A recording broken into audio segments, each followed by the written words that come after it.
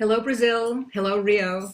This is Anita Diamant. I wrote The Red Tent almost 21 years ago now, and I'm thrilled that it's being republished and relaunched in Brazil.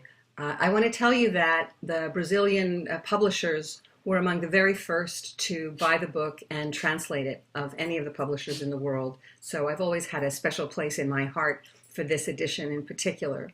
I don't read Portuguese or speak Portuguese, but I have friends who've read it in Portuguese and they think it's a good translation.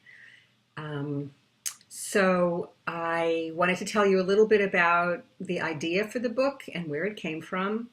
And that was from a story in Genesis. And I actually started with the story of Rachel and Leah, the two wives of Jacob, the patriarch. But the more I read in Genesis, the more I was taken with the character of Dinah, who doesn't say anything. She has not a single word. A story is told about her, not by her. And my interest in fiction is actually to tell untold or undertold stories, mostly of women, because women's history, women's stories are not preserved the way men's are. We have not been in power. We have not been the ones with the pens to write the stories for history. So in this period of our lives, in our century, in the last century, in this century, women are telling their own stories and also retrieving stories from the past.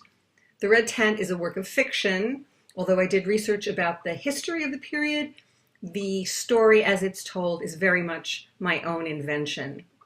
And I should tell you that the film based on it that you got, which is being broadcast there, is also very different from what I wrote. And that's what happens when you translate from the page to the stage or to video.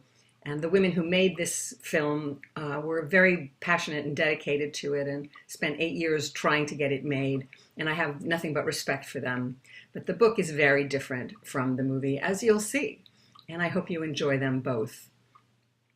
So I want to thank the bookstore and the booksellers, the publisher, and all of you for being fans, for reading, and for keeping the flame of women's stories alive for ourselves and for our daughters and for our granddaughters.